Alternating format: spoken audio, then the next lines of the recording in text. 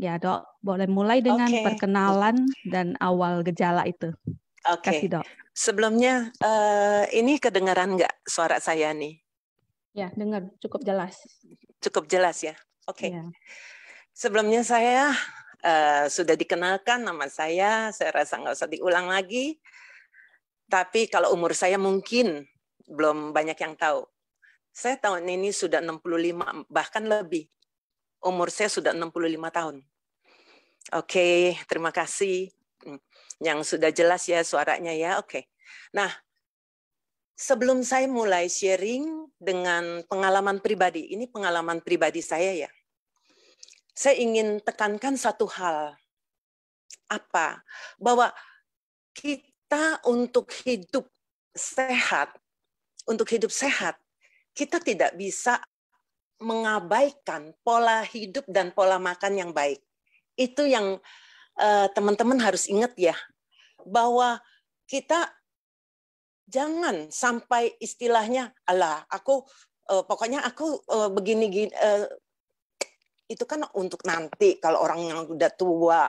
Baru kalau aku masih muda, semaunya makan, semaunya hidup, itu yang akan dirasakan setelah umur mulai 30-40 tahun mulai muncul penyakit-penyakit yang ada. Karena itu, saya cuma tekankan jangan sampai teman-teman salah pengertian bahwa untuk mendapatkan hidup yang sehat, kita mulai dari muda. Sudah harus istilahnya pola makan dan pola hidup kita itu harus dijaga. Nah, ini yang tidak saya lakukan. Saya tidak lakukan ini karena saya itu praktek dari muda. Saya praktek dari lebih kurang jam siang ya, dari lebih kurang jam 1, pulang sampai rumah udah jam 12 malam, jam 1 malam. Akhirnya yang saya lakukan itu Senin sampai Sabtu. Akhirnya apa yang saya lakukan? Kalau ada waktu, saya tidak bisa lagi untuk berolahraga. Karena males. Akhirnya saya inginnya istirahat atau jalan-jalan. Jadi nggak ada waktu untuk olahraga dan sebagainya. Itu padahal itu salah satu faktor yang penting juga untuk membuat tubuh kita sehat. Maka itu janganlah kita lupakan pola makan dan pola hidup. Pola makan tentu yang kita perhatikan adalah kayak gizi makro, gizi mikro. Gizi makro pasti teman-teman sudah tahu, banyak yang sudah tahu, yaitu kayak karbohidrat, protein, dan lemak-lemak, tapi yang kita utamakan adalah yang tidak jenuh. Nah, untuk gizi mikro juga kita nggak boleh melupakan. Ya, itu apa? Seperti vitamin dan mineral. Tapi juga kita jangan terlalu berlebih-lebihan ya. Nah, itu aja yang saya ingin tekankan sebelum saya sharingkan apa yang saya alami. Sebenarnya, saya mengalami mulai gejala kepikunan itu di tahun 2010. Tahun 2010 itu, saya awalnya hanya mulai merasakan agak sedikit aneh kalau saya bicara dengan seseorang atau untuk ingat sesuatu, saya mulai kok gampang lupa ya. Nah, awal-awal itu saya nggak memperhatikan. Saya terus terang, saya nggak terlalu memperhatikan. Apalagi memang kesibukan saya yang padat ya. Saya pikir ya mungkin dengan usia saya udah 50-an, mungkin ya pasti ada degeneratif, kerusakan atau kemunduran dari otak. Ya wajar-wajar saja sih kalau sedikit-sedikit itu istilahnya lupa. Tapi di tahun 2011 yang membuat saya agak syok. Awal-awalnya saya begini. Saya diundang oleh seorang rekan atau kenalan saya, seorang dokter kandungan. Dokter kandungan ini mengundang saya untuk ke sebuah acara. Nah, sebetulnya saya sangat segan sekali, tapi karena sudah 3 kali diundang, akhirnya saya sangat tidak enak. Oke, saya bilang oke dok, saya datang. Itu dalam suasana, kemudian di situ saya pun dalam keadaan ngobrol, bercanda. Ternyata saya diharuskan untuk lakukan tensi, pakai tensimeter digital. yang ada kertasnya. Dia jadi setiap yang lakukan tensi itu pasti keluar struk kayak kertasnya itu. Waktu saya lihat struknya itu, kertasnya itu, saya kaget. Tekanan atas saya sistol 168, diastolnya 101. Saya kaget sekali. Kenapa? Saya tuh seingat saya nggak pernah hipertensi. Waktu saya muda malah saya cenderung ke hipo. Tekanan darah saya rendah. Makanya saya sampai nggak percaya, saya bilang, bisa diulang lagi, tolong diulang lagi untuk pemeriksaannya. Akhirnya dikasih ulang lagi, memang nggak beda jauh. Dari situ, nah saya sempat konsultasi ke internis, dan akhirnya saya periksa darah semua. Nah di situ saya baru tahu. Kolesterol saya tinggi, LDL saya tinggi, darah saya kental. Nah, di situ kalau teman-teman mau tahu, saya mulai di tahun itu, yang sangat saya rasakan adalah kepikunan saya. Pada saat saya parkir mobil, saya pernah lupa. Memang saya saat itu belum ngeh sekali bahwa saya ini sudah mulai kepikunannya parah. Jadi saya anggap biasa, saya udah parkir mobil, saya biasa masuk ke mall. Waktu mau pulangnya, kok saya bisa nggak inget tadi di lantai berapa saya masuk, dari pintu mana saya masuk, saya tidak ingat sama sekali. Nah ini yang menjadi sesuatu yang mengagetkan buat saya, karena istilahnya dari muda, seumur hidup mulai saya membawa mobil, saya nggak pernah mengandalkan supir. Jadi saya segala sesuatu saya harus pikir sendiri, parkir di mana, nggak bisa mengandalkan siapa-siapa. Jadi itu yang membuat saya aneh. Kayaknya saya tadi pada saat saya masuk, saya masih berusaha. Biasanya saya lewat, saya langsung ingat ini di lantai berapa. Apalagi kalau lantai itu saya pernah sekali atau 2 kali, beberapa kali lebih-lebih. Pasti saya ingat. Nah ini saya sama sekali nggak ingat. Padahal mall yang bukan baru, mall yang udah sering saya datangi, cuma memang waktu parkir kan nggak selalu di situ, nggak selalu di lantai itu. Itu yang membuat saya mulai shock. Saya berpikir, ini ada sesuatu yang tidak beres dengan otak saya. Apa ini? Nah, teman-teman harus tahu. Maaf sebelumnya ya. Jadi pada saat itu memang saya terbukti, saya mengalami selain demensia, kepikunan, LDL kolesterol saya tinggi, osteoporosis, hipertensi, GERD. Nah, kalau teman-teman bingung dong, kok dokter bisa nggak tahu sih sampai tensi dokter bisa begitu tinggi. Nah, ada ceritanya lagi, yaitu saya itu sudah beberapa tahun tidak pernah mengukur tensi. Kenapa? Karena pembuluh darah saya itu lagi sedang gampang atau rapuh, mudah pecah. Jadi pada saat saya tensi, cukup 2-3 kali tensi aja. Apalagi kalau saya pakai tensimeter yang digital. Itu kalau tensimeter digital, saya nggak bisa 1 kali tensi. Saya harus beberapa kali tensi untuk melihat perbandingannya. Jadi kalau saya tensi beberapa kali, udah mulai kelihatan pecah. Jadi tangan saya ini seperti bergaris-garis, bergaret-garet seperti dikerokan apa-apa itu. Saya pernah 1 hari memakai tangan lengan pendek, saya berjalan, saya nggak ngeh itu. Ada orang yang dia bingung liatin tangan saya. Mungkin dia merasa aneh. Ini orang, ini ibu, kenapa ya itu tangannya bekas dicakar, karena dia lihat tangan saya yang lain enggak seperti itu, yang kanan enggak. Ini apa? Habis dicakar atau habis apa ya? Nah, saya baru ngeh. Oh iya, saya baru kayak sadar. Oh dia lagi ngeliatin. Oh iya ya, tangan saya kenapa jadi begini ya? Nah, kebetulan tensi saya saat itu selalu normal. Kalau saya tensi normal, memang nggak setiap hari saya tensi ya. Waktu itu berapa hari atau seminggu 2 minggu saya baru tensi sekali-sekali. Itu selalu normal. Karena itu saya percaya diri, makanya saya tidak mau tensi lagi. Setelah sekian tahun, ternyata pada saat saya di acara ini, saya kaget. Ternyata kok mendadak tensi saya sedemikian tinggi. Ini yang membuat saya agak kaget juga.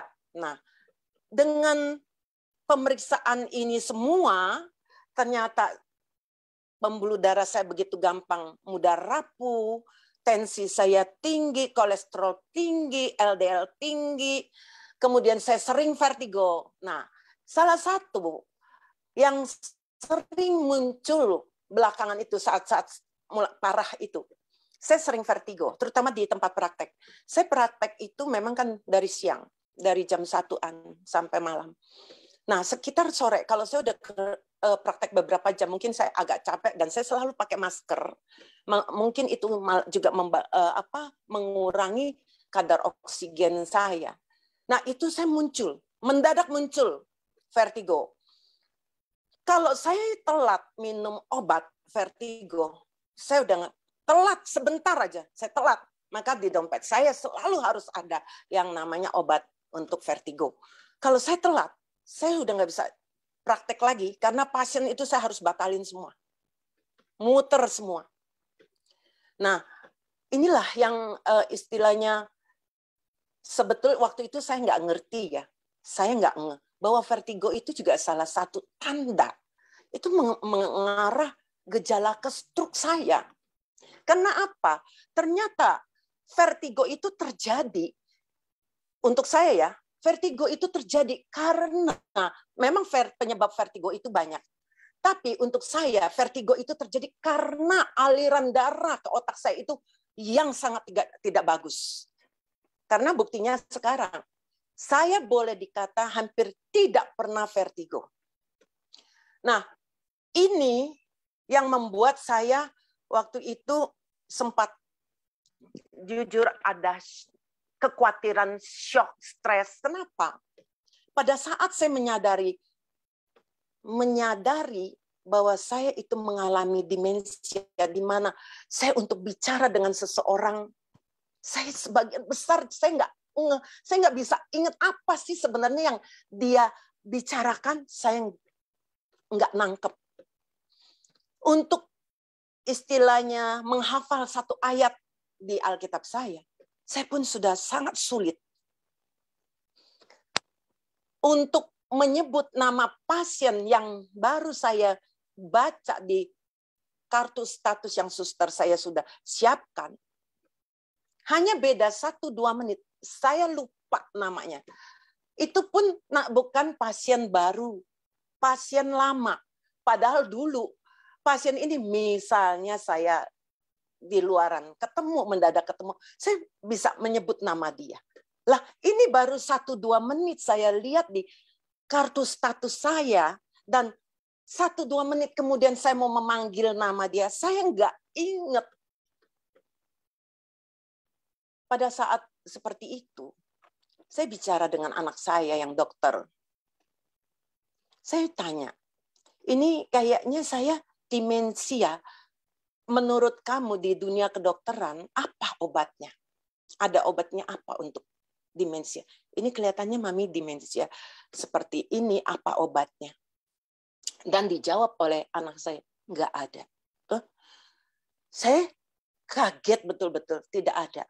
Memang sampai hari ini, obat untuk menyembuhkan ya, teman-teman, saya ingin katakan, untuk menyembuhkan, bukan mencegah. Kalau mencegah, katanya ada memang untuk demensia.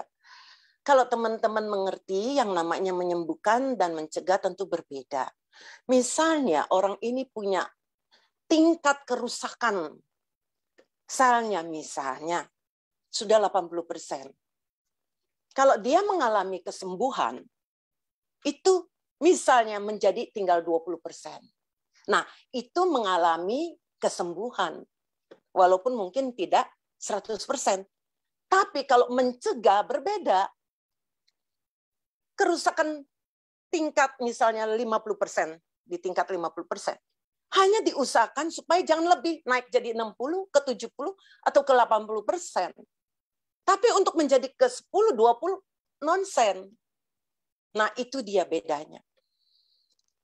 Pada saat saya dengar anak saya bilang tidak ada obatnya, saat itu saya jujur, saya shock. Kenapa? Karena saya berpikir, ini logika saya. Kalau tidak ada obatnya, kalau hanya mencegah, belum tentu itu bisa. Belum tentu. Berarti kemungkinan saya pun akan semakin parah. Kalau semakin parah, apa yang akan terjadi? Saya sudah membayangkan untuk nama pasien yang baru saya lihat. Hanya beda 1-2 menit. Saya tidak bisa lagi menyebut. Apalagi semakin parah. Saya yakin kemungkinan besar nanti suatu saat saya nggak akan ingat siapapun, termasuk keluarga saya, anak saya. Itu yang jujur saya takut banget dan membuat saya stres. Nah, di sini saya ya nggak ada ya, karena seperti itu saya tidak tahu yang namanya suplemen waktu itu, saya tidak tahu, saya tidak kenal, saya tidak. Karena kalau memang mau ini jujur banyak dokter yang tidak tahu dan tidak pernah dengar. Nah, kalau saya boleh kasih lihat ini ya, kelihatan ya, ya bukunya ya, oke. Nah, kelihatan. Iya, Sisiari. kelihatan, Dok. Oke. Iya, saya juga judulnya, ada. Oke. Nah, udah beli Sisiari. What your doctor doesn't know about nutritional medicine may be killing you. Ini saya dikasih hadiah dari seorang rekan teman saya. Waktu itu saya juga sempat merasa agak aneh ya ini buku ya, judulnya ya. Seorang dokter, penulisnya seorang dokter. Nah, dokter ini sebenarnya, ini sikap dokter ini itulah rata-rata para dokter. Tidak pernah percaya yang namanya nutritional supplementation. Nah, di sini mungkin saya ingin tekankan sedikit ya. Bahwa buat saya, memang SOP UTSU itu mungkin izinnya itu di BPOM itu bukan sebagai suplemen, tapi sebagai makanan, ya. Tapi pengertian saya bahwa yang namanya suplemen itu adalah tambahan di luar makanan kita yang sehari-hari. Jadi tambahan yang bisa memberikan apa? Membantu untuk kesehatan kita. Nah, buat saya SOP UTSU ini adalah tambahan juga, suplemen juga. Walaupun untuk istilah BPOM bukan di situ, tapi ini adalah tambahan, nutrisi. Jadi pengertian saya adalah nutrisi tambahan ya. Nah, jadi teman-teman tahu apa yang Dr. Ray ceritakan di bukunya. Nanti teman-teman bisa beli, yang penasaran boleh beli itu. Di sini Dr. Ray ini dia bercerita bahwa dia itu seorang dokter yang sangat tidak percaya dengan yang namanya nutritional supplementation. Itu setiap pasien yang datang yang selalu minta advice dia mengenai kalau mau minum seperti ini, dok, saya boleh nggak minum nih, misalnya vitamin atau mineral, dia selalu berkata, itu lu cuma buang-buang uang, percuma. Lu cuma membuat urin lu lebih mahal saja. Nah, kenapa Dr. Ray berkata, memang untuk dokter istilahnya graduating physician itu hanya mungkin tidak lebih dari 6% yang pernah istilahnya dapat formal training in nutrition, itu tidak lebih dari 6%. Jadi sebagian besar itu tidak mengerti. Tidak mengerti. Ini kata Dr. Ray ya, bukan kata saya ya, sorry ya. Baca di bukunya Dr. Ray. Nah, makanya Dr. Ray akui bahwa dia sendiri juga tidak pernah mengenal atau tidak pernah mengerti mengenai nutritional supplementation ini. Maka dia selalu berkata, tidak ada gunanya. Selalu berkata tidak ada gunanya. Nah, Dr. Ray sendiri kalau tidak mengalami secara pribadi, dia tidak akan mungkin bisa percaya. Ini terjadi dengan istrinya. Istrinya itu mengalami penyakit namanya fibromialgia. Fibromialgia ini adalah memang penyakit yang istilahnya seumur hidup. Dr. Ray bukan nggak tahu, dan dia harus membawa istrinya berobat ke spesialis untuk menangani fibromialgianya. Otomatis dikasih obat, terus makan terus. Tapi semakin lama, semakin keadaan istrinya bukannya membaik. Bahkan timbul lagi penyakit lain. Bahkan istrinya pernah sampai mengalami namanya radang paru atau pneumonia akut yang parah. Setelah itu juga dia mengalami yang namanya alergi, ya, asma. Semua penyakit yang makin timbul pasti akan diberi lagi obat, tambahan obat. Apa yang terjadi? Dr. Ray melihat dengan matanya sendiri. Ternyata semakin hari istrinya semakin parah, bahkan sampai tidak bisa bangun dari ranjang, hanya mampu bangun 2 jam. Itu dalam keadaan siapa? Istrinya ini masih muda, bukan sudah nenek-nenek yang sudah 70 tahun. Anaknya pun masih kecil-kecil. Ini yang membuat Dr. Ray merasa, jujurnya, merasa putus asa. Padahal istrinya menikah dengan Dr. Ray mengharapkan kesehatan dia semakin membaik karena punya suami dokter. Ternyata Dr. Ray tidak bisa mengatasi problem kesehatan istrinya. Karena itu Dr. Ray sempat putus asa. Tidak tahu lagi apa yang harus dia lakukan buat istrinya. Dia sudah kemana-mana juga. Konsul ke beberapa dokter. Sampai suatu hari, datanglah seorang teman keluarganya yang bercerita kepada istrinya bahwa suaminya juga mengalami yang namanya pneumonia. Nah, penyakit yang sama yang diderita oleh istri Dr. Ray. Karena itu teman dari keluarganya ini tanya, mau nggak kamu coba deh, mau nggak kamu coba dengan ini nutrisi. Ternyata istrinya tahu banget kelakuan suaminya ini yang selalu mengatakan tidak ada guna. Kalian itu cuma istilahnya cuma dibohong-bohongin aja. Saya mengerti sekali loh. Belum lama, kira-kira mungkin bulan kemarin ya, berapa minggu yang lalu. Saya itu mendengar dari video loh. Seorang dokter.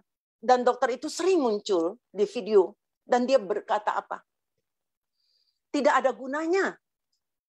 Istilahnya, tidak ada gunanya kalau kalian tuh makan makanan begini tuh suplemen tidak ada gunanya. Jadi saya mengerti ya, kenapa? Seperti Dr. Ray katakan, dia tidak pernah memberikan sedikit pun waktu untuk mengevaluasi hasil studi secara ilmiah loh. Semua istilahnya nilai suplementasi bagi kesehatan.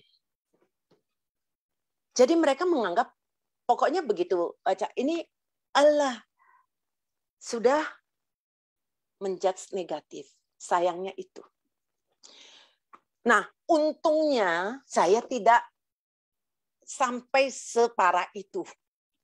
Kalau saya sampai separah itu, rasanya saya mungkin sudah semakin parah. Ya, keadaan saya sudah semakin parah. Jadi pada saat saya tahu keadaan saya seperti ini, awalnya saya terpaksa harus minum obat. Terpaksa. Tapi pemikiran saya, logika saya berpikir, coba bayangkan, yang rutin aja, darah kental, hipertensi, obat-obat hipertensi, semua itu harus saya minum. Tidak bisa main dilepas gitu.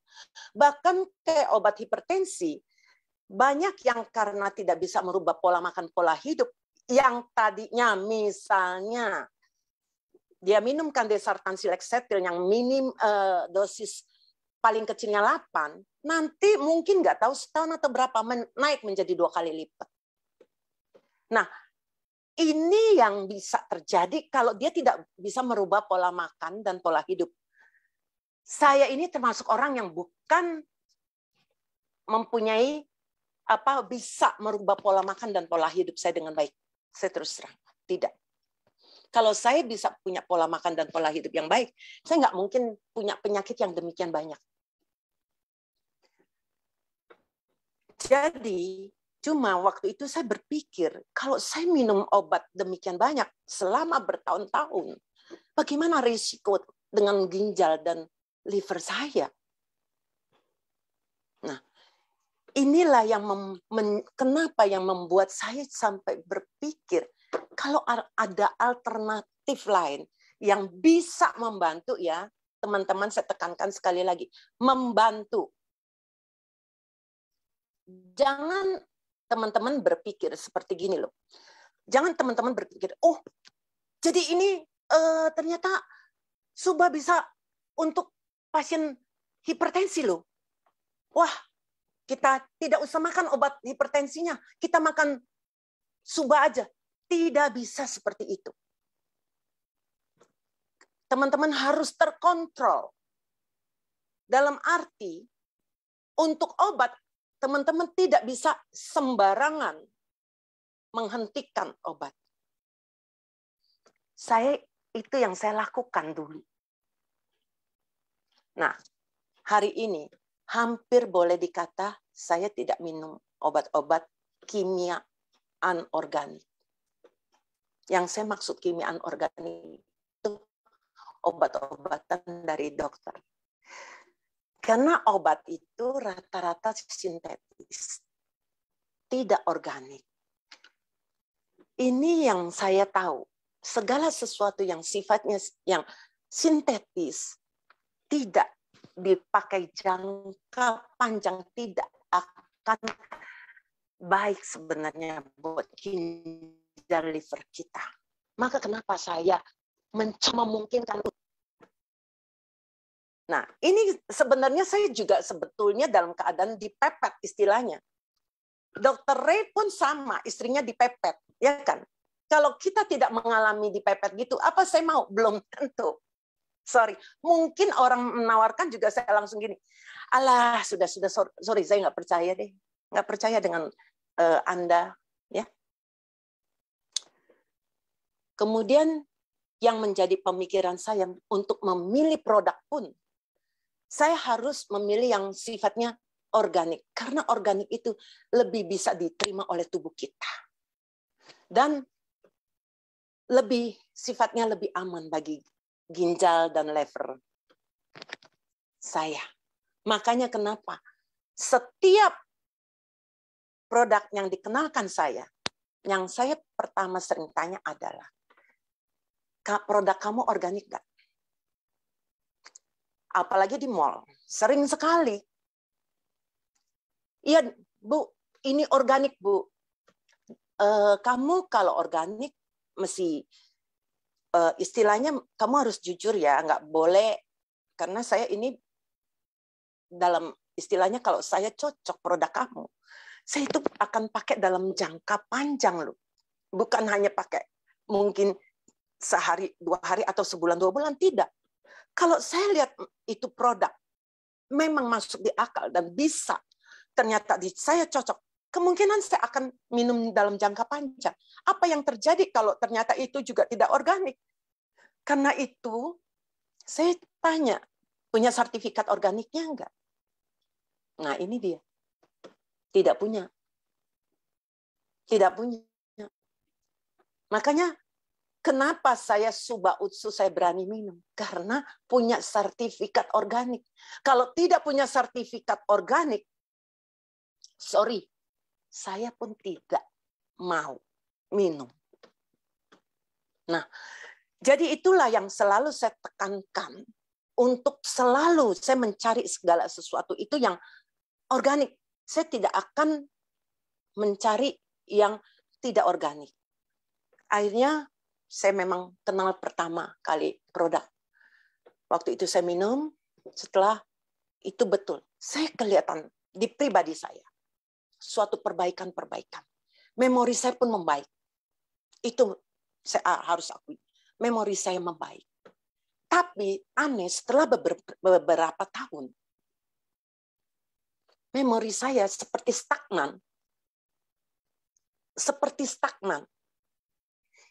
Ini yang membuat saya bingung juga. Jadi gini, kalau saya kasih gambaran ya teman-teman ya. Dulu kan saya bilang, waktu saya lagi parah, nama orang, nama pasien yang baru dilihat aja, saya mau nyebut, karena saya pindah posisi dari tempat, misalnya kayak duduk saya ini tempat meja tulis saya, di praktek saya. Saya pindah ke dental unit, dental chair saya mau sebut nama itu orang, nggak bisa, lupa.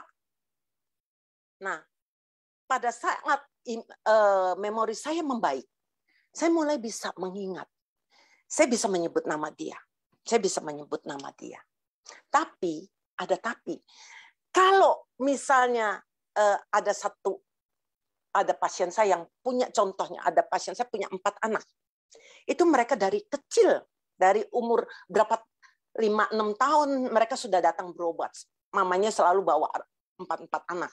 Tapi mulai belasan tahun, mamanya mulai lepas, suruh datang sendiri atau dianterin oleh pembantu atau siapanya, susternya. Nah itu saya masih agak sulit. Misalnya 4 anak, anak ketiga yang datang, saya mau menyampaikan sesuatu kepada kakaknya yang paling besar. Saya mau sebutin nama kakaknya, itu saya masih nggak bisa. Tapi nama dia saya nggak lupa. Nama dia saya tidak lupa. Tapi mau menyebut nama kakaknya, itu saya masih lupa. Kalau sekarang, 4-4-nya, rata-rata saya sudah bisa ingat semua. Dan saya bisa menghafal jauh lebih baik. Nah, jadi itu yang saya rasakan. Pada saat itu, beberapa tahun kemudian, saya juga bingung kenapa saya stagnan. Saya kayak sesuatu yang berhenti. Nggak berkembang lagi. Nggak ada perkembangan yang membaik lagi. Sampai suatu hari, saya dikenalkan SOP. Padahal SOP itu, SOP 100 ya waktu itu, 2019. SOP 100 waktu itu dikenalkan. Saya tidak mau. Karena saya pikir saya nggak perlu lagi. Jadi yang mencoba datang ke rumah saya berkali-kali, sampai berapa bulan, dia coba datang. Ini kebetulan. Kebetulan sekali saya ini, ya itu kenalan lah ya, teman dari saudara saya. Berkali-kali menawarkan untuk datang bertemu, terus terang saya tidak mau. Memang juga saya sibuk dengan praktek saya. Apalagi saya tidak tertarik dengan produknya. Nah, jadi saya maaf, saya bilang saya tidak ada waktu untuk bertemu. Saya sibuk, saya memang sibuk juga.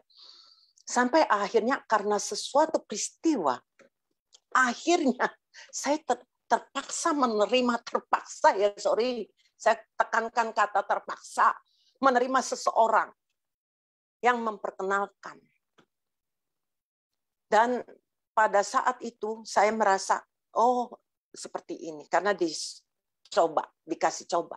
Dan saya saat itu, setelah orang tersebut pulang, saya berikan kepada saudara saya.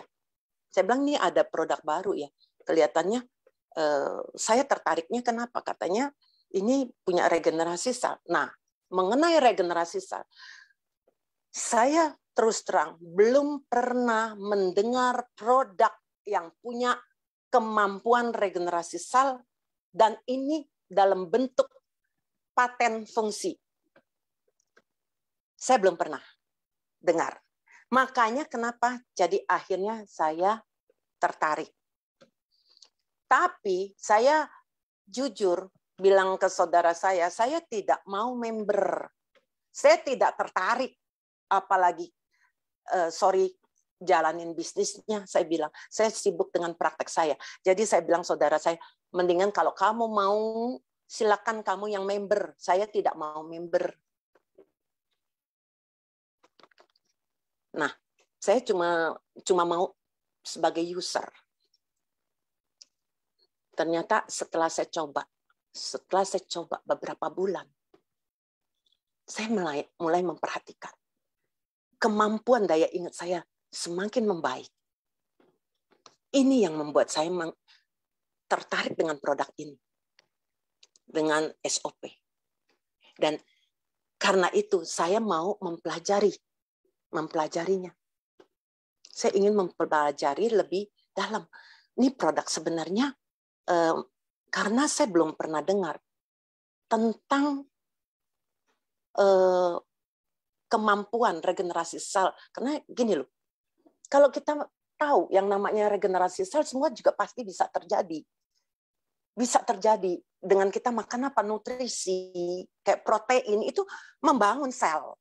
Dan perlu juga tentu multivitamin, multimineral, dan sebagainya. Nutrisi yang lengkap, yang baik, itu pasti juga membangun. Tapi teman-teman harus ingat satu hal. Saya ambil contoh ya, ini mengenai penelitian yang dilakukan di Washington University. Mereka sedang lakukan penelitian terhadap atau NK cell. Kenapa? Karena NK cell ini ternyata punya keistimewaan. Kalau teman-teman mau tahu, saya nih dokter, saya hampir belum pernah dengar NK cell. Pernah, tapi bukan dari kuliah atau apa ya, dari luaran seperti itu. Itu pun hanya sepintas. Ternyata bukan saya saja. Banyak sekali dokter-dokter yang juga mungkin hanya mendengar nama NK cell.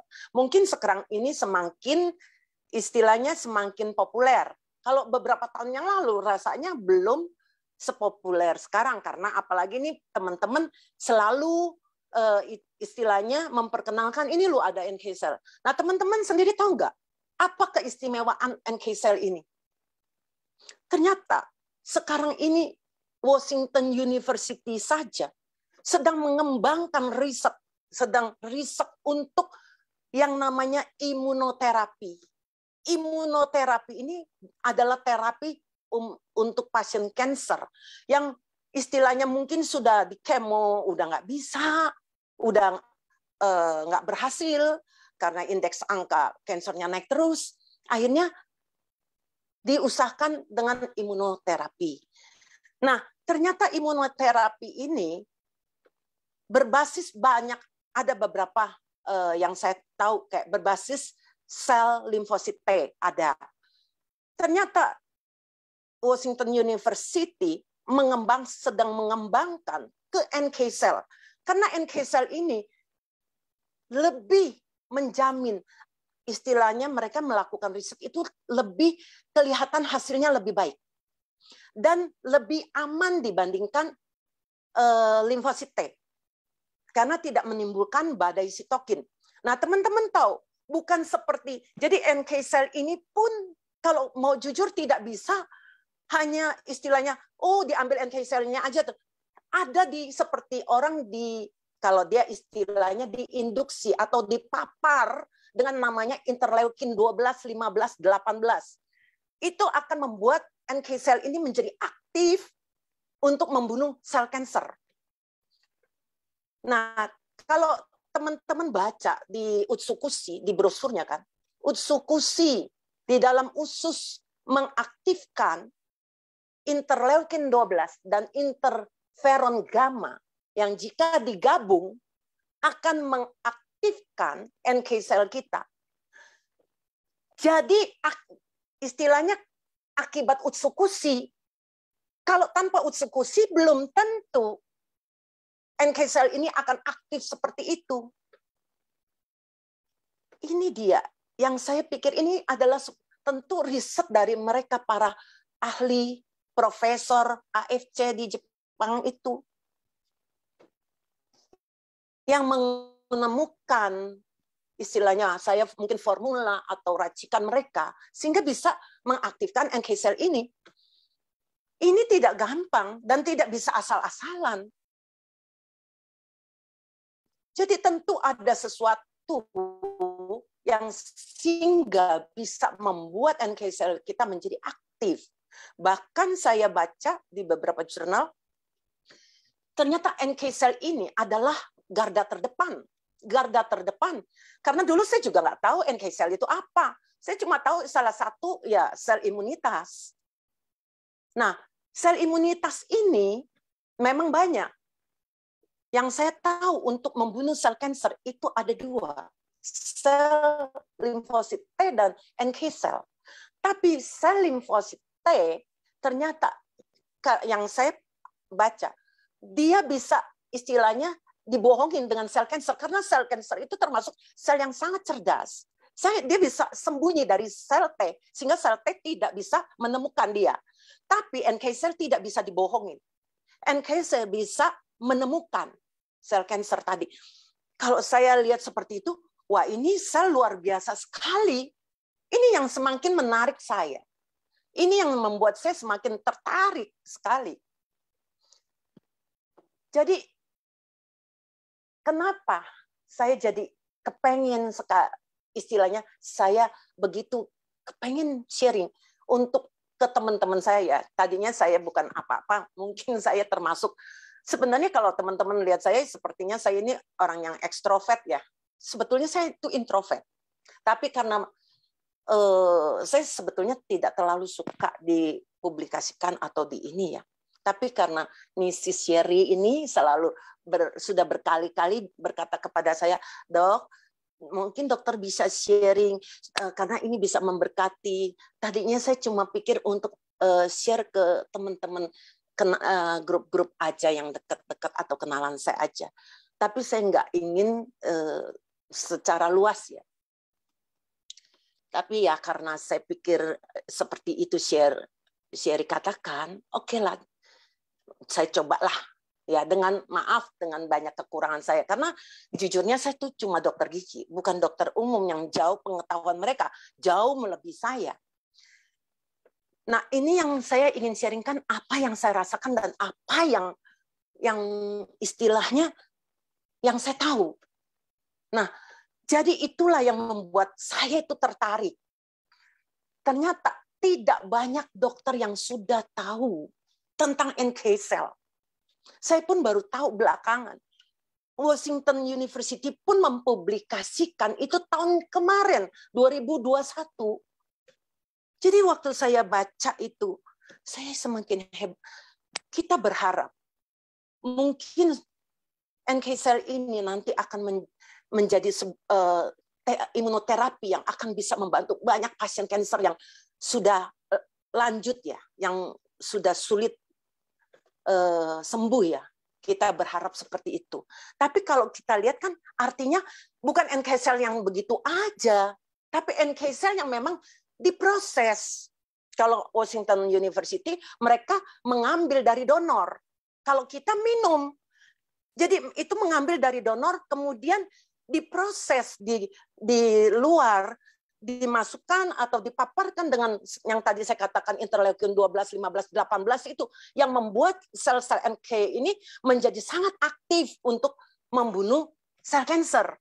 Nah, anak saya sendiri sebagai seorang dokter katakan, memang tidak banyak dokter yang memang karena ini kan bukan istilahnya yang umum yang mereka biasa pelajari di bangku kuliah.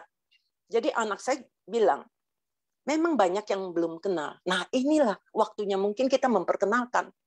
Sebab dengan seperti ini, ya tentu mungkin ada kekurangan-kekurangan lainnya dari saya belum tahu nih ya, nanti riset yang akan datang. Tapi saya lihat mereka sudah mengarah ke sana tahun kemarin 2021. Sedang kita sudah, AFC sudah produksi Utsu ini dari berapa tahun yang lalu loh. Artinya AFC ini perusahaan yang luar biasa loh. Inovatif banget. Mereka punya pengetahuan yang bagus gitu loh, yang luar biasa juga. Nah, seharusnya kita di sini kita belajar. Kalau kita sampai kena kanker pun, itu kalau teman-teman baca, biasanya kalau tanda itu sudah terjadi untuk ternyata kanker, umumnya itu sudah lanjut. Maksudnya kanker ini umumnya sudah lanjut. Nah, kalau kanker itu sudah lanjut, apakah pasti bisa ditolong atau diobati, sembuh? Kemungkinan besar juga belum tentu. Kemungkinan besar tidak. Nah, kenapa saya bilang? Kalau teman-teman ini tahu NK cell ini bagaimana dia itu garda terdepan, lebih pinter. Dia tidak perlu menunggu waktu. Nah, mungkin saya analogikan begini ya. Kalau rumah kita istilahnya didatangin penjahat, kalau keamanan kita, rumah kita, maksudnya mungkin security kita sudah siap di depan rumah, sudah siap. Penjahat datang, dilawan oleh security kita. Kalau security kita cukup kuat, penjahat itu nggak akan mampu masuk, ya kan? Jadi mereka nggak bisa merusak rumah kita. Nah, beda kalau kita tidak punya security yang kuat di depan. Keburu masuk, penjahat itu sudah mengobrak-abrik, istilah saya mungkin mengobrak-abrik dalam rumah kita. Baru kemudian datanglah polisi. Tapi kehancuran itu yang sudah terjadi di dalam rumah kita tidak bisa diperbaiki lagi. Maksudnya nggak bisa dicegah karena memang sudah hancur. Nah, ini yang saya kalau pikir, maaf ya, ini pemikiran saya sama dengan kayak NK cell. Dia itu garda terdepan. Kalau dia cukup kuat, begitu. Dan dia non-spesifik lagi. Artinya dalam arti begini. Virus siapa aja, lu datang sini, gua hajar. Istilahnya seperti itu. Pokoknya virus, bakteri, siapapun istilahnya, musuh, datang dihajar. Tapi kalau NK cell kita lemah, ya nggak bisa. Nah, tapi juga jangan teman-teman lupakan satu hal. Yang namanya seperti virus, itu virus load-nya itu juga hati-hati. Kalau yang datang itu karena kita sudah lengah, ya istilahnya kita nih udah lengah dalam arti gini, sudah virus COVID sudah nggak ada, udah hampir nggak ada, jadi kita bebas, mari kita buka masker, kita ngobrol segala macam. Nah ini yang teman-teman harus hati-hati sekali, karena virus load itu pun sangat penting yang teman-teman harus perhatikan. Karena kalau yang masuk virus itu misalnya 10 juta misalnya, tentaranya misalnya.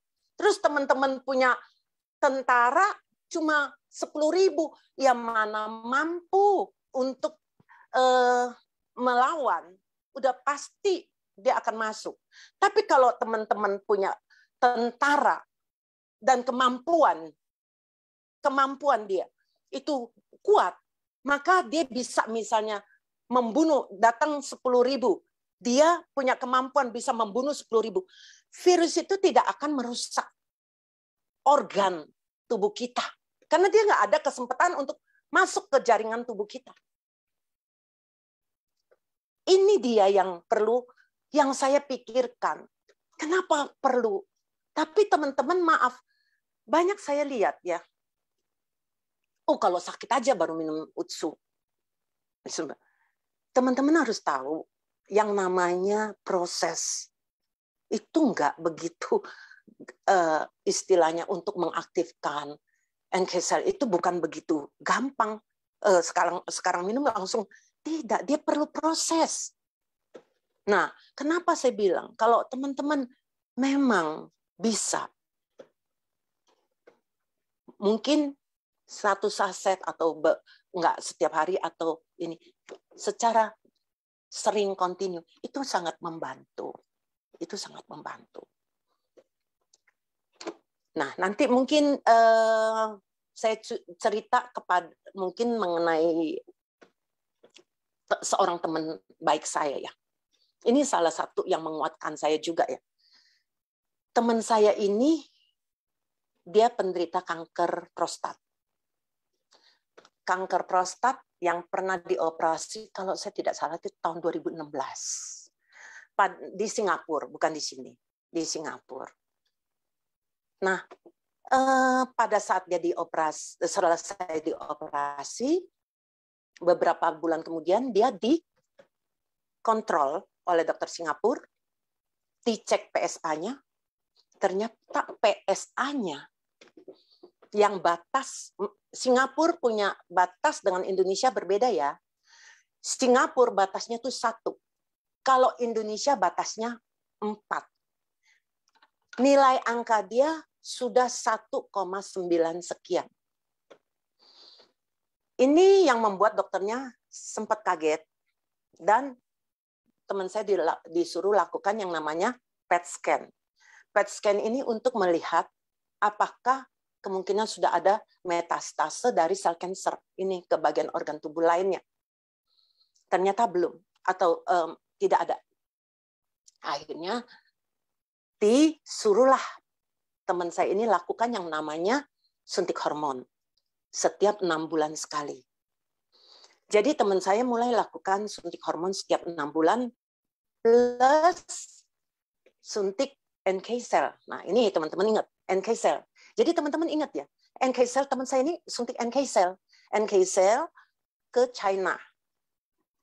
Kalau dirupiahkan 2 terapi itu lebih kurang ternyata di rupiahin lebih kurang itu hampir 200 juta.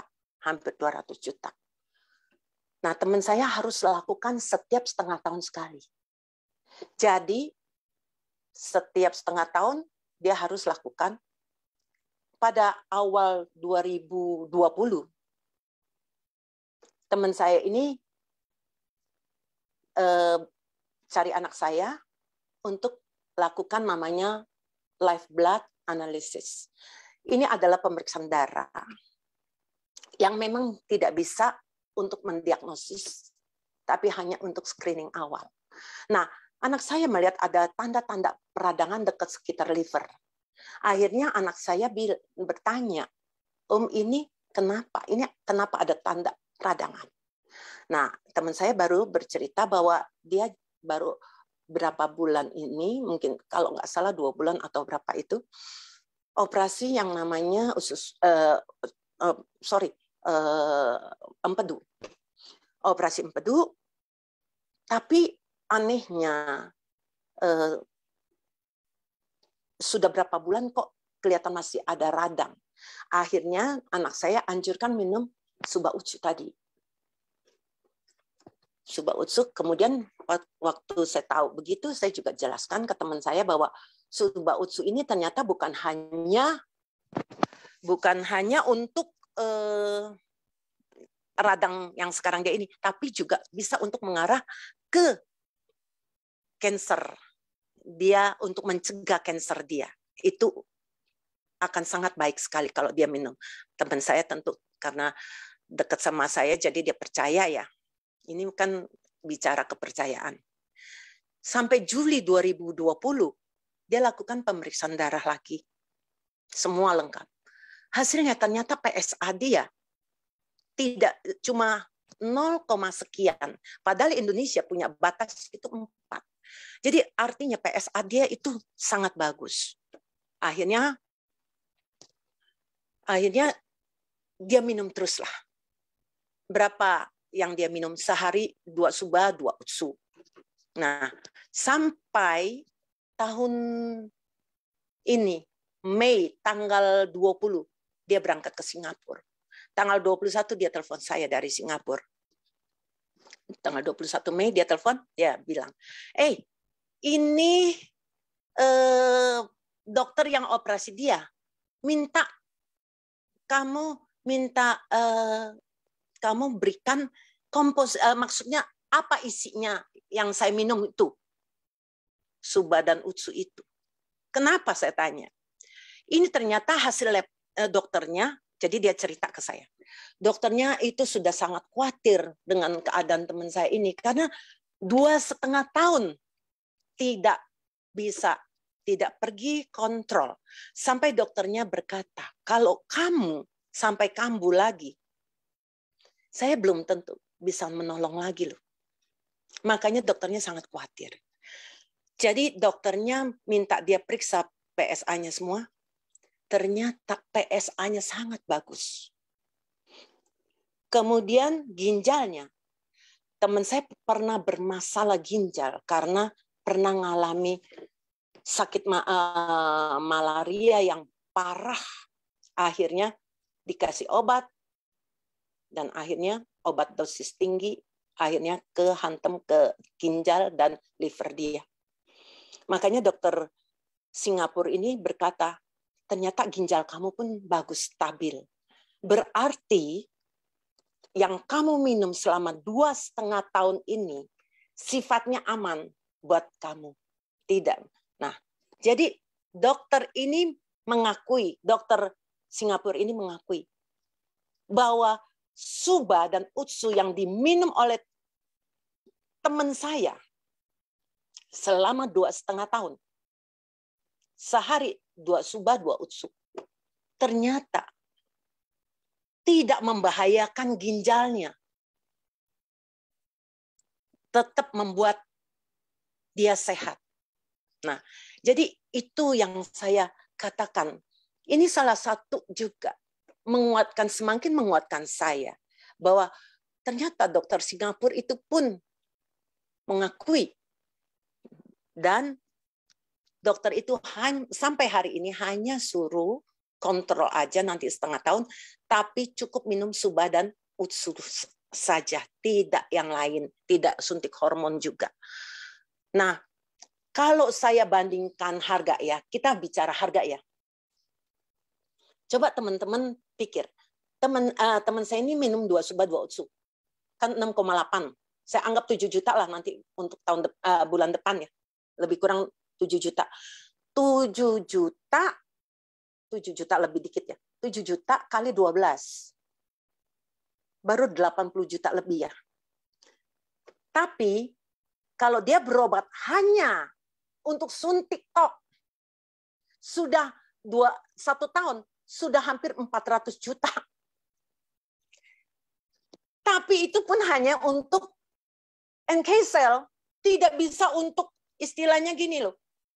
Kalau pankreasnya dia bermasalah atau ginjal dia bermasalah, ya nggak bisa. Nggak bisa. Artinya itu kan cuma NK cell. Kalau misalnya untuk regenerasi ya nggak ada. Suntikan NK cell-nya itu ada regenerasi selnya nggak? Ya nggak ada. Nah, jadi kalau teman-teman, mungkin disinilah teman-teman bisa berpikir dan menceritakan atau membandingkan untuk orang-orang yang selalu berkata mahal. Mungkin teman-teman bisa sharing ini. Seperti itu. Jadi murah ya. Oke. Ternyata murah banget ya katanya. Iya iyalah. Kalau kita mikir, coba teman saya malah sekarang ya, kulit mukanya kelihatan, jujur dia hampir 70 tahun ya. Beda berapa tahun dari saya. Dia juga kelihatan seger. Kelihatan energi. Bahkan waktu sempat dia cerita, dia pergi naik mobil satu dengan saudaranya, itu kena COVID, dia ya nggak kena COVID. Jadi selain ke muka, ke kulit, kemana, ke organ, yang terutama ke organ-organ yang kita nggak pernah tahu, yang mungkin mulai degeneratif, karena degeneratif itu pasti terjadi. Untuk semakin usia dia semakin tinggi atau semakin tua, pasti degeneratif itu pasti terjadi, nggak mungkin tidak terjadi. Nah, kalau degeneratif itu semakin lama, semakin banyak, semakin lebih banyak dibandingin regenerasi selnya, makanya nggak heran kalau nanti kelihatan semakin tua, keriput, penyakit degeneratif, organ-organ rusak, muncul penyakit-penyakit degeneratif lain, otomatis itu otomatis, kita nggak bisa menghindar. Karena itu kenapa kita butuh yang namanya subah. Subah untuk apa?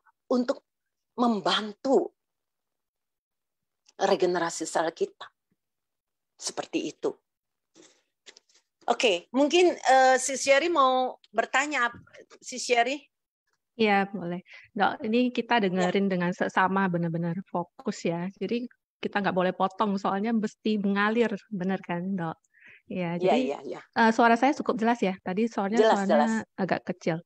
Jadi ini ceritanya nih, Dokter Juliana sebenarnya udah diminta Pak Niko, udah cukup lama untuk hadiri Home Talk hari ini. Jadi benar-benar luar biasa sharingnya ya hari ini. Dan awalnya itu dokter itu cuman mau Zoom kecil-kecilan aja ya Dok ya waktu itu ya. Jadi dengan visi misi yang sangat humble, sangat mulia, rendah hati, dokter ini mau berbagi dengan kita semua. Alangkah baiknya kalau bisa dibagi ke lebih banyak orang lagi di luar sana. Jadi teman-teman mungkin yang putus harapan, ada yang teman keluarganya atau Anda sendiri yang putus harapan atau pasrah atau udah males ya coba ini itu. Mungkin kita hari ini udah dengar dokter bisa lebih terbuka mindsetnya. Jadi dokter ini kan sudah 12 tahun mengalami demensia pertama itu. Jadi dokter itu sekarang kan keadaan dokter itu udah jauh lebih baik. Dan hebatnya lagi, ini dokter kan udah rutin konsumsi 2 tahun ya. Nggak ada skip ya. Jadi kan 2 tahun ini dan dokter hampir kemarin 3 baru tahun loh ya. hampir 3 tahun ya. Iya. 2 tahun lebih ya. 2 tahun lebih, sorry. 2 tahun lebih. Ya, jadi dokter kemarin baru sharing, bahkan ingatan dokter itu lebih kuat lagi sekarang loh. Jadi menurut dokter ini kan sudah boleh dibilang sudah lolos ya, sudah makin ingatannya sudah semakin kuat dan sudah semakin baik kondisinya. Perlu nggak dokter sendiri merasa konsumsi sop utsu ini perlu nggak diterusin? Bagi dokter itu gimana? Coba diceritain. Oke, jadi gini ya. Kan banyak sekali ya orang yang berpikir gini, loh, saya udah makan ini loh, udah setahun loh, udah setahun lebih nih. Apa saya mesti minum terus, ya kan? Tentu, saya cuma tinggal nanya, sampai di mana kamu ingin kesehatan kamu? Kalau kamu tanya saya pribadi ya, sis, share. Kalau saya otomatis, karena saya tahu fungsi subah utsu itu gimana. Selama saya mampu membeli, otomatis pasti saya akan beli. Kenapa? Semakin usia saya semakin lanjut, semakin tua, bukan artinya kesehatan saya semakin baik. Bukan loh. Proses degeneratif itu akan berjalan terus. Semakin besar, bahkan semakin besar. Karena kemampuan regenerasi sel saya itu yang semakin kecil. Makanya kenapa kita yang semakin tua, kita akan kelihatan semakin keriput, karena itu proses degeneratif itu lebih besar di kulitnya itu dibandingkan regenerasinya. Mau tidak mau, selama saya bisa beli selama saya bisa beli, saya akan minum. Saya akan terus minum. Begitu, share. Dok, jadi kemarin itu kita kan udah pernah Zoom sebelumnya ya. Ada dengar cerita bahwa dokter awalnya memang coba produk ini pengen sembuhin atau lebih untuk gejala demensia awalnya kan. Tapi kemarin ada cerita tentang keluhan di dengkul ya dok ya. Oh iya, di Ya, dengkul. jadi boleh ceritain bahwa Oke. rupanya sop usu ini bisa membantu yang lain juga. Nah, itu kan saya bilang tadi. Kalau saya, ini mengenai dengkul ya, mungkin teman-teman sebagian belum ada yang istilahnya belum tahu tentang peristiwa cerita saya mengenai dengkul saya. Saya mengalami dengkul saya itu kalau naik tangga itu sakit. Sampai saya udah berapa tahun sebelum saya kenal AFC, saya sudah minum produk-produk yang sebelumnya itu sudah dikenalin saya untuk dengkul. Dan produk ini pun pasti dokter-dokter tahu lah. Karena banyak dokter yang istilahnya menyarankan untuk pasien yang punya masalah sakit sendi, dengkul, dikasih produk ini. Nah, itu juga saya sudah minum beberapa tahun. Tapi tidak ada efek yang saya rasakan membuat dengkul saya tidak sakit. Sampai akhirnya saya juga berusaha pakai yang lain-lain lagi deh ya. Nah, kemudian waktu saya minum SOP 100 waktu itu, saya minum. Saya nggak tahu berapa bulan, tapi rasanya sih cukup lama, 6 bulan. Nah, inilah yang saya katakan lagi teman-teman. Jangan teman-teman itu hanya demi istilahnya supaya cepat closing tuh teman-teman sering istilahnya gini loh, memberi PHP, pengharapan palsu ya, pemberi harapan palsu. Oh, minum aja.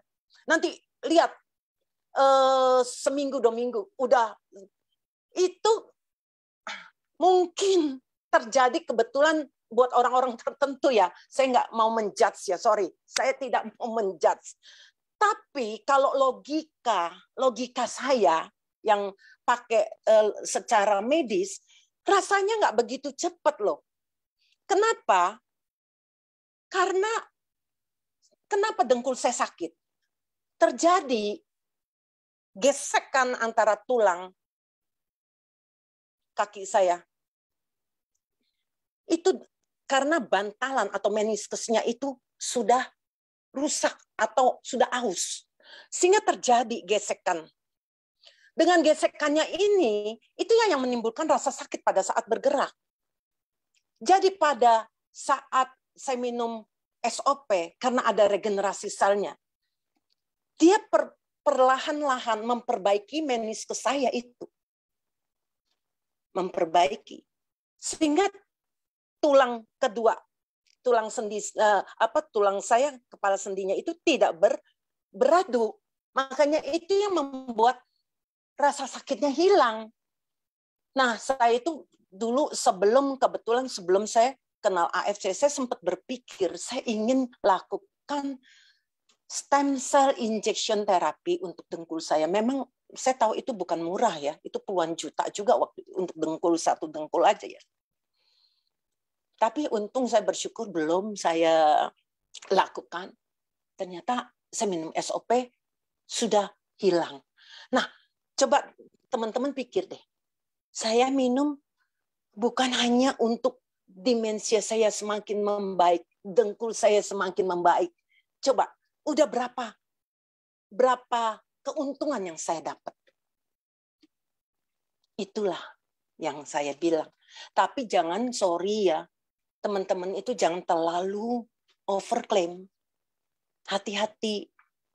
Karena jangan sampai kita ini boleh istilahnya semangat, tapi jangan sampai berlebihan sampai kita sembarangan ngomong. Wah, kanker kamu minum ini. Pasti sembuh. Dan apalagi stadiumnya udah 4. Dokter aja sudah angkat tangan. Itu hanya bisa kalau Anda sertai dengan doa jadi mujizat. jadi sembuh, kankernya hilang. Kalau untuk saya, sorry, saya ini dokter, harus lebih realistis ya melihat. Nggak bisa sembarangan asal-asalan ngomong. Ini yang saya, jujur saya takut. Bahkan kalau saya lihat banyak istilahnya testimoni yang buat saya kayaknya sedikit sesuatu yang nggak masuk akal saya. Kadang-kadang saya jujur, saya juga agak segan ya untuk share. Karena kalau saya yang share lebih celaka lagi. Karena saya dokter, wah ini dokter overclaim. Kadang-kadang saya juga jujur agak takut di situ. Agak nggak enak. Jadi kadang-kadang saya juga agak berpikir. Jadi maka kenapa saya bilang, teman-teman boleh semangat. Tapi juga jangan lebay. Jangan overclaim. Sampai orang akhirnya nggak percaya. Malah akhirnya orang sangat tidak percaya. Kenapa tidak percaya? Karena itulah terlalu overclaim yang tidak pada tempatnya. Seperti itu. Ya, oke. Oke, Dok. Boleh diceritakan, dokter ini kan makannya konsumsi udah 2 tahun lebih ya. Itu takarannya gimana tuh selama ini dari awal hingga sekarang? Kalau awal saya jujur aja cuma 1 SOP, 1 UTSU. Belakangan aja karena apa? Karena SUBA itu mengandung fruit flow. Nah, saya perlu fruit flow, kenapa? Karena saya hipertensi. Saya perlu fruit flow karena sarden peptide. Fruit flow untuk mencegah penggumpalan, sarden peptide-nya itu yang untuk. Jadi SUBA itu bisa punya paten selain membantu, walaupun sifat dia seperti aspirin, tapi teman-teman ingat ya, dia itu tidak sekuat aspirin. Jadi jangan seperti, misalnya saya waktu awal itu kelihatan hiperagregasi trombosit. Jadi saya nggak bisa misalnya, oh ini SUBA ya, misalnya saya baru mau minumnya. Oh SUBA bisa istilahnya mencegah darah kental. Oke, kalau gitu setiap hari saya minum 1 SUBA, saya continue minum. Hati-hati ya. Kalau dia tidak cukup, karena saya lihat yang diterangkan Profesor Asim, sejak kita menelan SUBA itu, fruit flow ya, sorry, di sini Profesor Asim katakan fruit flow ya, itu 3 jam, itu kelihatan efek antiplateletnya. Tapi 18 jam kemudian dia sudah kembali ke normal.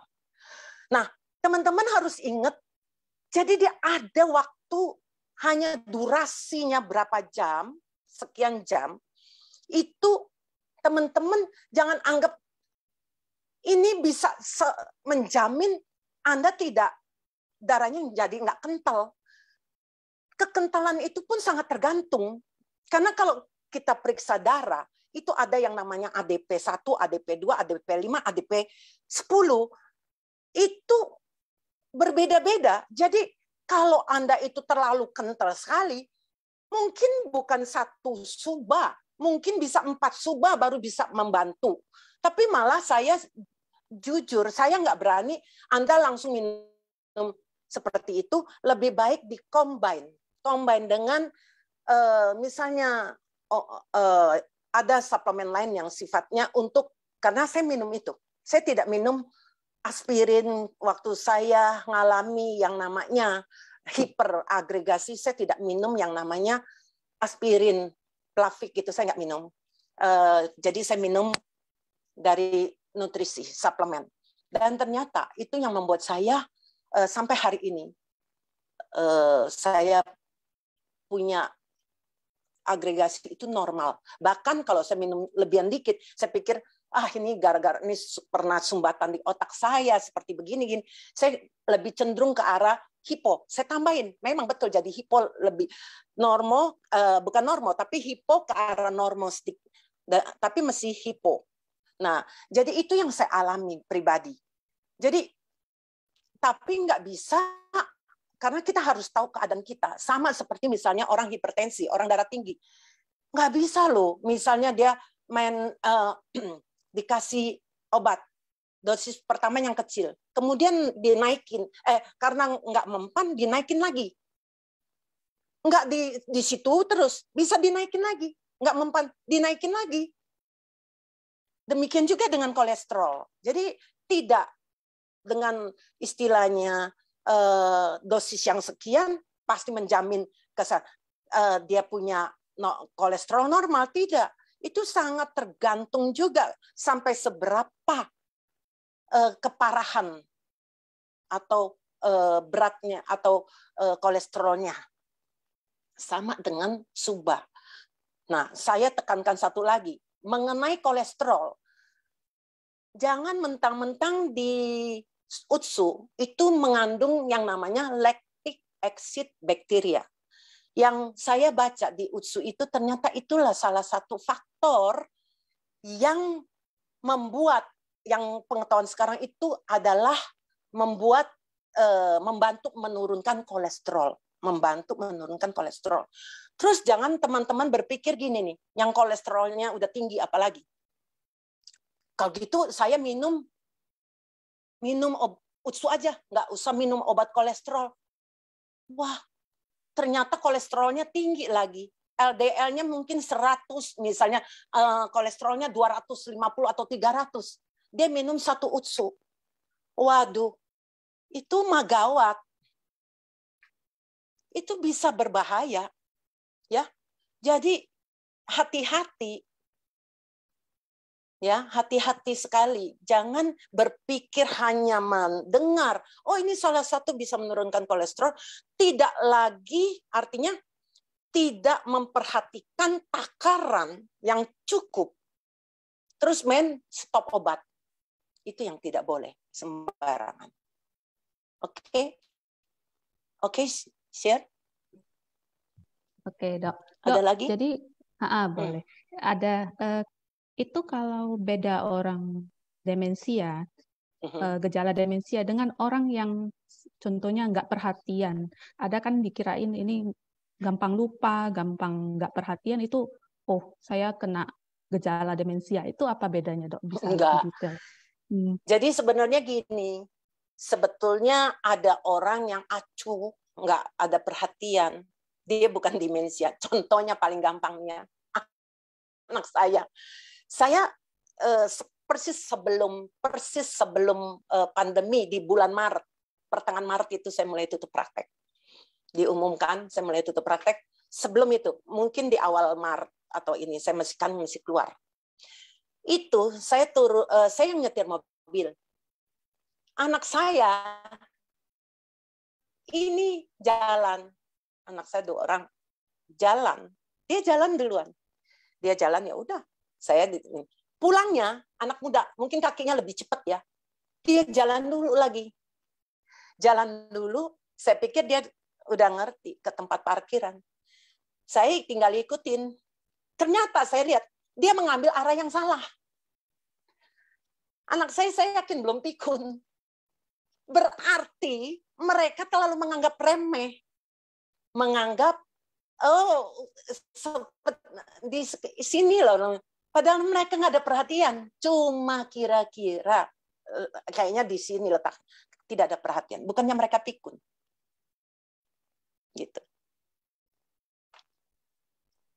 Jadi sebenarnya kalau yang namanya demensia itu ya memang kayak saya itu karena penyumbatan. Kebetulan waktu saya mulai merasakan gejalanya, saya mulai jujur sempat stres karena saya membayangkan. Terus jadi makanya kenapa saya berusaha. Oh ya, jangan ada orang gini, wah kalau gitu jangan kayak Dokter Yuliana tuh. Nggak perlu tahu kita nanti jadi stres kayak Dokter Yuliana. Dia sudah bisa membayangkan apa yang bakal terjadi nanti kemudian hari. Makanya dia stres. Ini salah. Ini saya udah dengar berapa kali loh pasien mau periksa darah. Mendingan saya nggak periksa. Kenapa? Daripada nanti saya stres, mendingan saya nggak tahu.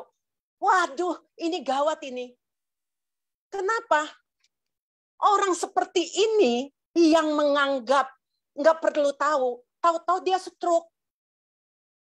Dia stroke. Saya ini termasuk mujizat. Kalau mau jujurnya saya itu udah stroke. Kenapa? Saya tiap malam mau tidur, saya tiap malam tidur, kalau bangun pagi, ini semua tangan saya semutan. Udara dingin, AC kamar saya dingin, itu tangan saya semutan. Kenapa? Itu karena menandakan peredaran darah saya di tepi, di perifer ini tidak jalan dengan benar. Maka semutan. Nah, kemudian vertigo itu pun salah satu, karena jalan darah ke otak saya tidak lancar, ada sumbatan. Itu tanda-tanda yang bisa mengarah ke stroke. Tapi sekarang saya bersyukur, saya tidur dingin-dingin juga nggak apa-apa. Malah saya di ujung sini saya jarang pakai apa. Dulu saya pakai sampai minta tolong beliin sarung tangan. Sarung tangan padahal mestinya sarung tangan kulit ya. Tapi saya yang orang kayak buat naik motor. Tapi saya nggak biasa ya. Jadi saya sampai cari apa sarung tangan pengantin. Saya pakai itu supaya jangan terlalu dingin, supaya nggak semutan kalau bangun. Nah, oke, share. Jadi itu yang saya, mungkin ada pertanyaan lagi, mungkin ada pertanyaan apa yang sharing? Itu kalau mengenai takaran ya, kan disarankan itu bagi orang yang sudah rutin konsumsi obat hipertensi, diabetes dan sebagainya. Menurut dokter itu takaran itu baiknya gimana tuh menurut dokter? Takaran ya. Kalau takaran itu memang relatif ya. Kalau dia sehat-sehat, badannya kecil, rasanya satu utsu atau satu suba itu udah cukup ya kalau badannya. Lah kalau kayak saya ini beratnya 72 kilo. Tinggi saya 170. Kayaknya kalau satu suba, satu utsu memang agak-agak kurang ya. Jadi mestinya dua kali. Tapi lucunya, waktu saya awal minum satu SOP 100 selama berapa bulan, itu juga tetap berasa loh hasilnya di dengkul kanan saya. Itu luar biasa juga. Saya pikir luar biasa juga. Karena rutin ya dok? Tidak pernah skip ya? Ya, saya setiap hari saya usahakan minum. Oke. Dokter mungkin bisa ceritain singkat mengenai orang yang rutin atau enggak itu bedanya apa gitu? Oh, nah kalau gitu ini kebetulan terjadi kepada orang dekat saya. Tahun 2021, bulan Juni, Juli. Itu kena COVID. Saat itu kan COVID Delta. Nah, bagaimana saya melihat orang yang rutin, enggak rutin sih sebetulnya, satu keluarga, suami, istri, dan anak. Tapi saya ya nggak rutin sekali ya, tapi suka minum lah. Nah, pada saat kena COVID, itu kan selalu satu kamar. Jadi satu kamar selama berhari-hari. Itu ya pasti virusnya itu udah boleh bilang sudah merata. Sudah meratakan. Nah, coba bayangkan saat yang tidak minum, itu sampai mengalami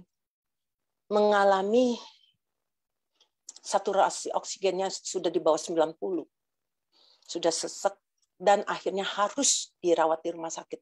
Bayangkan, itu rumah sakit sedang penuh-penuhnya. Tidak ada yang gratis. Mau tidak mau harus masuk rumah sakit. Berbayar.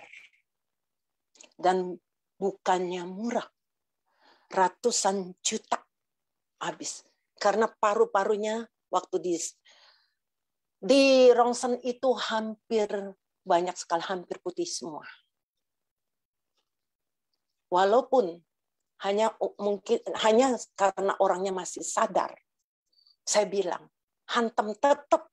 Memang saat itu saya cuma bisa sambil doa, saya berharap untuk suba utsunya terus dihantam.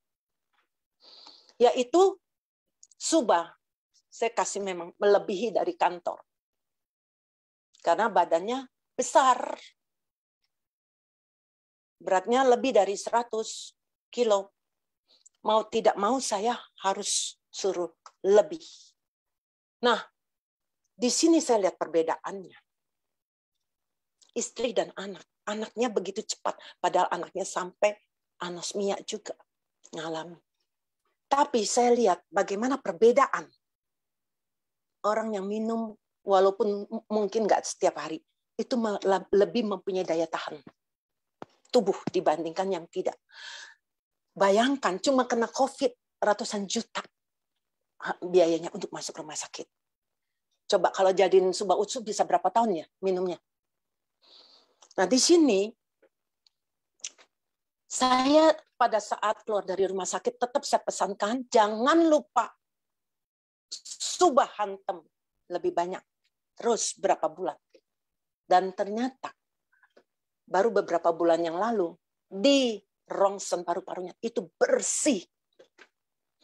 Yang saya khawatirkan adalah terjadinya long COVID. Saya khawatirkan saat itu terjadinya long COVID, tapi saya bersyukur kalau ternyata tidak terjadi. Makanya kenapa saya lebih, karena saya tahu kerusakan paru-parunya yang udah demikian parah. Dia perlu regenerasi sel yang kuat. Ternyata hasilnya memang baik. Itu. Misyar. Itu perbedaannya. Iya. Iya. Dok, kan tadi mungkin sudah diceritain selain demensia banyak banget keluhan dokter yang sudah boleh dibilang terobati ya gitu. Boleh diceritain kembali apa aja itu kembali. Jadi kita bisa mengingat dokter. Maksudnya nih, apa aja selain demensia? Ya. Ada gejala apa lagi? Jadi kita pembuluh bisa darah dengerin. pembuluh darah saya. Nah ini sekarang saya kan pakai tensimeter digital. Sekarang alat tensi saya bukan 1. Tahu nggak ada berapa? 3. Saya tensi. Nggak, karena saya pakai tangan panjang jadi nggak bisa kasih lihat ya. Hampir setiap hari saya tensi. Nggak ada garis merah-merahnya. Itu pembuluh darah itu pun sangat penting loh. Karena apa? Kalau dia terjadi arteriosklerosis, terjadi pengerasan, itu pecah di otak, terjadi lagi stroke hemorrhagic. Nah, karena itu jangan main-main. Saya cuma bersyukur ya. Pembuluh darah saya sekarang jauh lebih kuat. Jadi pada saat saya tensi berkali-kali tidak sampai muncul pecah-pecahnya itu udah enggak. Kemudian GERD saya juga sudah lebih jauh membaik. Dulu setiap saya makan asam lambung saya bisa naik sampai ke hidung. Pernah sampai aduh. Nah, seperti itu. Saya bersyukur berapa tahun sekarang ini enggak sampai seperti itu. Enggak. Sangat jarang, tapi juga enggak keluar asam yang mengerikan seperti itu enggak. Oke? Oke. Dok, vertigo kan tadi udah sempat saya bilang juga kan, vertigo juga vertigo. boleh Ini hari ini saya baru dengar ya kalau orang vertigo itu kira-kira itu gejalanya mungkin aja pembuluh darah itu nggak lancar ya, itu sesuatu jadi mesti dicek tuh benar-benar ya. Vertigo banyak, penyebabnya banyak. Jadi salah satu kelainan keseimbangan juga. Saya punya, justru kalau saya masih kecil itu kelainan keseimbangan. Jadi waktu saya vertigo, saya nggak memperhatikan, saya nggak berpikir itu adanya sumbatan. Justru setelah mulai saya baru mengeh, oh ini ternyata vertigo saya. Karena setelah saya peredaran darah saya lancar, semua membaik, vertigo saya hilang. Nah, jadi saya di situ mengerti bahwa saya itu bukan karena kelainan keseimbangan saya yang kambuh, tapi adanya sumbatan. Dan sumbatan di otak saya itu semakin membaik, itu yang membuat memori saya mulai membaik. Oke. Dok, kita kan mendengar itu cerita semua orang sakit ya, banyak yang dengan keluhan. Jadi itu orang sakit udah pasti harus konsumsi. Jadi menurut dokter kita yang sehat-sehat gitu, kenapa harus konsumsi Sop Utsu ini? Oke. Kenapa kita mesti konsumsi? Terutama kalau yang sudah istilahnya sudah mulai di atas 40 ya. Karena setiap hari miliaran sel kita itu mati. Nah, miliaran sel mati kalau tidak diganti secara perlahan-lahan, semakin banyak yang mati dan tidak diganti. Suatu saat kematian sel yang sedemikian banyak dari organ itu, itulah yang akan menimbulkan penyakit degeneratif. Penyakit yang terjadi karena memang kerusakan dari sel kita. Apakah kita mau tunggu sampai sel kita rusak? Nah, banyak yang berkata gini, Allah Dok, saya tuh minum ya sudah sebulan 2 bulan nggak merasakan apa-apa tuh. Banyak nggak? Pernah nggak dengar gitu? Saya nggak merasakan apa-apa, nggak ada rasa apa. Saya sampai kadang-kadang saya jadi tertawa juga ya. Memang kamu mau ngerasain apa? Sekarang begini, waktu misalnya Anda itu misalnya ada yang kena sakit ginjal. Pada saat pertama itu enggak mungkin dalam 1 hari ginjalnya langsung rusak, langsung harus cuci darah, enggak mungkin. Pasti itu sudah berbulan-bulan bahkan bertahun-tahun. Nah, pada saat terjadi kerusakan sel itu, dia bisa merasakan enggak? Dia enggak merasakan. Banyak yang tidak merasakan. Dia tidak merasakan, dia tidak tahu terjadinya kerusakan. Demikian juga pada saat terjadinya regenerasi sel, perbaikan sel, itu tidak, selnya bicara, ini aku lagi perbaikin loh selnya. Yang enggak seperti itu. Cuma terjadi perbaikan. Nah, otak saya waktu mengalami istilahnya perbaikan, saya nggak merasakan otak saya bicara. Nah, cuma saya setelah sekian lama, setelah sekian bulan-bulan, saya baru mulai merasakan tandanya, cuma tanda. Wah, oh iya ya, kok saya mulai bisa ngingat ya? Oh ini ya, itu tanda. Ya kan? Tapi bukan, saya tidak tahu waktu dia mulai mengalami kesembuhan sel-sel otak saya yang membaik, sel syaraf otak saya yang membaik. Saya nggak tahu dia kapan bekerjanya. Saya tidak merasakan dia bekerjanya. Saya tidak tahu. Nah, seperti itu. Banyak yang baru minum 1-2 bulan sudah berkata, kayak saya nggak merasakan apa-apa tuh. Seperti itu. Banyak yang seperti itu. Padahal dia kerusakan ginjal, kerusakan organnya pun dia nggak tahu. Tahu-taunya sudah parah. Istilahnya sudah parah. Jadi segala sesuatu tuh kerusakan bertahap itu dia juga nggak pernah merasakan. Oke? Seperti itu. Oke, Dok. Hari ini cukup panjang ya Zoom-nya. Biasanya Zoom Pak Niko nggak gitu panjang sih. Tapi hari ini benar-benar kita belajar ya? banyak banget. 2 jam ya? Oke. Iya, ya nggak terasa. Mungkin ada satu yang ingin saya lagi sampaikan biar teman-teman bisa ingat ya. Kalau dibilang mahal nih, soal mahal nih. Waduh, Suba Utsu mahal sih begitu gini-gini. Sekarang teman-teman coba ajak berpikir ya, berpikir secara realistis ya. Kalau saya bilang gini loh, kalau kamu minum rutin, ini memang kita nggak bisa maksain orang yang nggak mampu beli, terus kita maksain dia ya nggak mungkin juga ya. Tapi kalau orang itu dia mampu beli, tapi pelit, ya maaf aja. Karena ada yang saya lihat seperti itu. Sudah kena COVID, baru umur 40-an, untuk beli Suba Utsu aja begitu sayang, akhirnya meninggal. Itu kan lebih istilahnya ya ampun. Gini. Nah, coba teman-teman bicara seperti gini. Kalau Anda mampu, kecuali nggak mampu, saya juga nggak bisa bilangnya. Kalau Anda mampu, Anda punya uang banyak, apa salahnya Anda invest di kesehatan? Dalam arti begini loh, mungkin cuma minum 1 Suba, 1 Utsu misalnya. Saya bilang, itu kalau Anda rutin minum, itu bisa memperpanjang usia Anda loh. Loh, kok dokter bisa ngomong begitu sih? Emang dokter Tuhan yang tahu. Saya lagi bicara bukan masalah ini ya, maaf ya. Saya bukan bicara masalah nasib. Karena kalau takdir itu di tangan Tuhan. Saya lagi bicara dari segi medis. Begini, kalau Anda ini makan Suba Utsu secara teratur, kemudian organ-organ Anda menjadi sehat, tidak jadi kena sakit, misalnya nggak jadi pankreas Anda tidak jadi rusak, ginjal Anda tidak jadi rusak.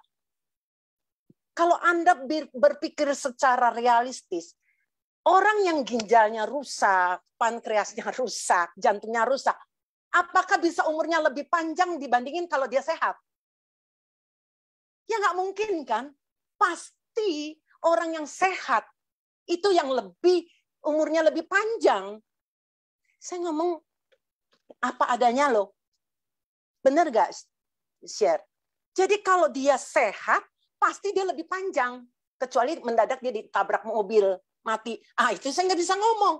Tapi kalau dari segi medis, dibandingin kalau dia kena kencing manis berat, kena sakit jantung, kena sakit ginjal parah, ya pasti umurnya nggak mungkin sepanjang kalau dia sehat. Itu maksud saya. Padahal orang sampai berani mengeluarkan, misalnya kalau kena kanker, berapa M, asal bisa sembuh. Dia berani keluarin. Ya kan? Berapa M dia berani keluarin. Tapi ini untuk invest kesehatan kita. Untuk beli tas yang mahal, mereka berani. Ratusan juta berani. Tapi untuk invest kesehatan belum tentu. Ada yang belum tentu berani. Wah itu sih, saya bilang itu, sorry ya, rugi buat diri dia. Itu. Belum lagi yang namanya anti-aging. Kalau kita lihat UTSU. Bagaimana orang sampai harus suntik DNA salmon untuk supaya wajahnya itu kelihatan jadi lebih muda, ya kan? Terus biayanya berapa? Bukan main itu. Nah, kalau kita minum UTSU, selain membuat, walaupun tentu tidak secepat orang suntik, ya kan? Tapi tentu ada perbaikan. Bagaimana dengan kulitnya, bagaimana dengan bukan hanya kulit, tapi imun dia jauh lebih baik, lebih tahan, supaya tahan terhadap penyakit, terhadap sel kanker, bagaimana NK sel dia semakin mampu membunuh, begitu ada sel kanker dia langsung bisa membunuh, jadi belum terjadi kanker. Itu kan banyak sekali keuntungannya. Ya. Oke. Masih ada? Dok. Dok, Oke. ada kata-kata penutupan nggak untuk Zoom malam ini? Gitu ya, kalau kata-kata saya cuma bilang, mungkin teman-teman bisa belajar di sini. Kita bersyukur di perusahaan AFC. Karena sampai hari ini jujur, ada perusahaan-perusahaan yang meniru-niru seperti AFC. Tapi kalau kita mau jujur, kita tentu harus melihat produknya itu bagaimana, quality control-nya gimana, ya kan? Itu nggak gampang untuk menghasilkan produk yang luar biasa, yang artinya begitu baik. Itu nggak gampang. Jadi, saya katakan, kita bisa di AFC, kita bersyukur. Bisa minum produknya, lebih bersyukur lagi. Jadi, kalau teman-teman bisa, silakan. Ya, paling enggak ada minum. Jangan tunggu, wah sakit, apalagi kanker baru saya mau minum. Kemungkinan juga terlambat. Oke? Begitu ya. Oke, share. Oke, dokter, hari ini kita belajar banyak ya. Pun kita belajar itu cara-cara jawabin pertanyaan calon member juga, sebenarnya banyak banget di sini. Dan kita lebih belajar produk, lebih mengenal produk lebih dalam. Jadi hari ini luar biasa sekali sharing dokter kita. Jadi nggak ada overclaim, nggak ada yang ditambah-tambahin, nggak ada yang dikurangi. Benar-benar asli yang beliau alami sendiri. Jadi nggak ada overclaim di sini. Terus di sini kita maksudnya hari ini kalau bisa tuh seperti memberi harapan ya. Maksudnya bagi orang-orang sakit itu uang seberapa banyak pun di depan mata itu nggak ada gunanya. Terus terang itu benar.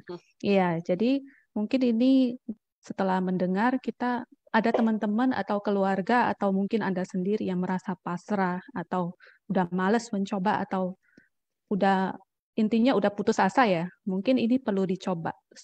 Suba-su ini kan organik. Jadi kalau dicoba pun nggak ada efeknya, nggak seperti obat kimia lah. Kalau jangka panjang itu merusak organ-organ tubuh. Jadi kalau kita bisa mencoba dan rupanya sembuh atau baikan, nah itu kenapa enggak kita coba. Dan teman-teman jangan lupa untuk rutin konsumsi ya, seperti yang dokter bilang tadi. Segalanya itu boleh hemat ya dok ya. Kesehatan tuh nggak boleh. Ya, Yes, paling nggak beli seharusnya tas, nggak gitu. boleh beli Iya, nggak beli baju banyak-banyak, itu nggak apa-apa toh. iya, iya, Ya, yang penting kesehatan tuh paling penting. Jadi, iya, terima kasih sharing hari ini, sangat-sangat berkesan ya dok ya. Oh ya iya, dokter, ini sama-sama. mungkin ada yang mau nanya-nanya lagi, yang tapi dokter tadi ada kasih tahu saya kalau misalnya ada yang mau ditanyain boleh hubungi Instagram saya, atau Mungkin yang nanti saya berhubungan dengan saya ya. bantu. Tapi kalau Ya, untuk yang umum, saya harus ngomong terus terang, saya bukan dokter umum. Saya hanya dokter gigi yang kebetulan saya ini suka membaca. Jadi walaupun bukan bidang saya suka membaca. Apalagi kalau sekarang ini saya tertarik kepada Subah Utsu seperti ini. Jadi saya tertarik untuk lebih, kalau punya pengetahuan yang lebih, saya baca gitu ya.